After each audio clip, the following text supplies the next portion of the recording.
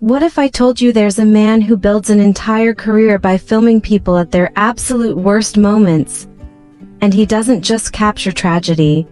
He creates opportunities out of it. And the scariest part, he never thinks he's doing anything wrong. Welcome back to Movie Recaps Hub Podcast, where we break down intense, mind-bending, and unforgettable movies in a way that's easy to follow and hard to forget. Today's movie is Nightcrawler 2014, a crime thriller featuring one of the most disturbing performances by Jake Gyllenhaal. Spoilers ahead, so if you haven't watched it yet, this is your warning. Let's get into it. The movie begins in Los Angeles, deep in the middle of the night. The city is quiet but not for long. We meet our protagonist, Lou. Right away, we see what kind of person he is. He's at a railroad yard, trying to cut through a fence to steal materials. This isn't some small mistake. He's clearly experienced at this. But he gets caught. A security guard stops him and is shocked to see the destroyed fence. The guard asks for Lou's ID.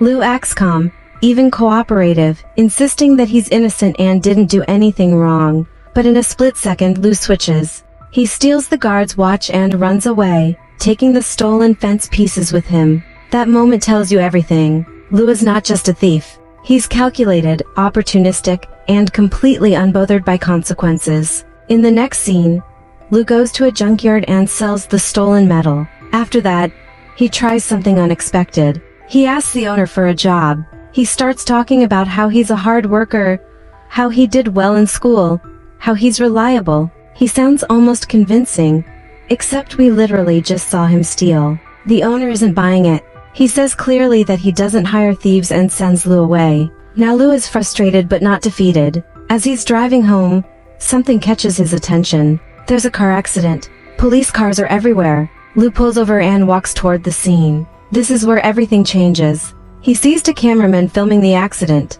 They're focused, professional, capturing every moment as police pull an injured victim from the wreck. Lou watches closely. He's not shocked. He's curious. Once it's over, he approaches one of the cameramen, Joe, and asks which channel he works for. Joe explains that he doesn't work for a specific channel. He's a freelancer. He sells his footage to whichever news station pays the most. That idea clicks instantly in Lou's mind. He tries to ask more questions, but Joe gets another call and rushes off to chase the next story. Lou goes home, but he can't stop thinking about what he saw. He turns on the TV and flips through channels. As morning arrives, he finally sees the accident footage being broadcast on the news. That's it. That's the moment. Lou has found his path. The next day, Lou steals a road bike and takes it to a pawn shop. He trades it for a camera and a police radio scanner. That night, he sits in his car, listening to police frequencies, waiting for something to happen. Eventually, he hears about an incident and drives straight to the location. When he gets there, a man has been brutally attacked by a carjacker and is badly injured. Lou starts filming but he gets too close. So close that the police have to push all the cameramen back. Joe is there too, and he's furious. He scolds Lou, telling him that there are rules. You don't interfere. You stay at least 10 yards away. Lou doesn't really care. Later, Lou goes to a news station called KW6 and meets Nina, the director. She watches his footage and is immediately struck by how graphic it is. There's blood, chaos, raw emotion, and she loves it. She knows this will grab viewers. Lou tries to negotiate a high price, but Nina offers much less. Lou accepts. Then he asks if there are any job or internship opportunities. Nina refuses, but she gives him advice. Keep bringing this kind of footage, especially stories involving wealthy victims. Those get attention. Lou takes that seriously in a very disturbing way. Later, he goes home and watches his footage on TV.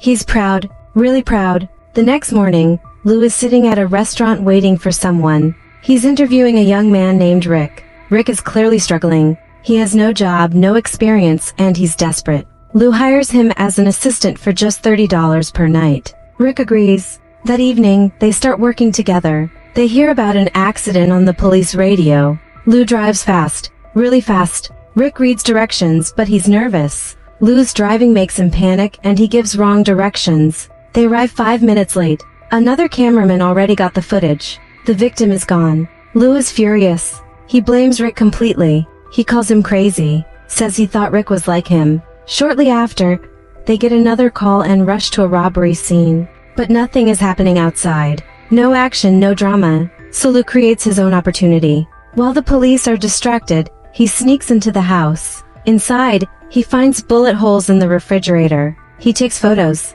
Then he rearranges family photos so that the bullet holes are clearly visible in one frame. He even secretly records the victims while they're talking to the police.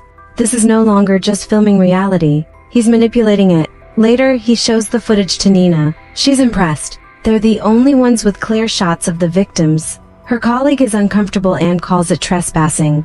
Nina doesn't care. She praises Lou. Over the next few days, Lou and Rick capture more and more horrifying footage. Lou keeps selling it to Nina and starts making serious money. He upgrades his equipment, buys better gear, gets a faster car. He's building a business. One night, Lou arrives at a car accident. While everyone is distracted, he walks toward a dead body and starts filming. Then he does something even worse. He moves the body into better lighting, just to get a cleaner shot.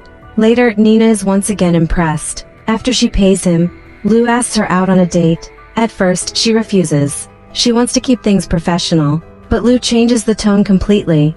He reminds her that her station had the lowest ratings before him. He threatens her. If she doesn't agree, he'll take his footage somewhere else. Nina is shocked, but she agrees. And there's a strange feeling that she's also drawn to how twisted he is. The next day, there's a plane crash. Lou rushes there, but he's too late. Someone else already got everything. He only manages to capture random clips. Nina is furious. She yells at him for failing. Lou goes home and completely loses it. He screams at himself in the mirror and smashes it. Then he learns that Joe was the one who got the footage. That's when Lou decides to act. He sabotages Joe's van by cutting the brakes. The next day, Joe gets into a horrible accident. Lou and Rick arrive at the scene, and Lou films Joe as he dies. Rick is disturbed and tells him to stop.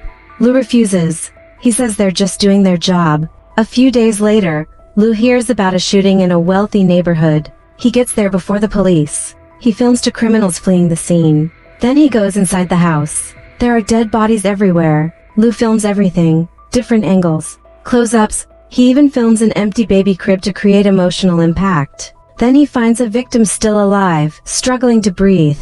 And instead of helping, he films him. When he hears police sirens, he leaves. Later, he shows Nina the footage. She's amazed. Others are horrified, but she doesn't care. Lou demands $115,000. She agrees, but Lou isn't done. He sets more conditions. He wants his company name, Video Production News, shown on screen. He wants introductions to her team and her superiors. He wants full control. Nina is confused, but she agrees. She needs him. The next morning, detectives show up at Lou's house. They suspect him. They ask for his footage. Lou gives them an edited version, removing the criminals. He lies and says he didn't capture them. After they leave, Lou searches the license plate online and finds the criminal's location. That evening, he and Rick go there. Lou explains his plan. He wants to stage the arrest and film it. Rick is terrified. He finally stands up to Lou and demands more money. $75 per night. He threatens to go to the police. Lou agrees, but clearly not happily. Soon, they see the criminals leave. They follow them. The criminals enter a restaurant. Lou calls the police and reports armed suspects. They wait outside, ready to film. Police arrive.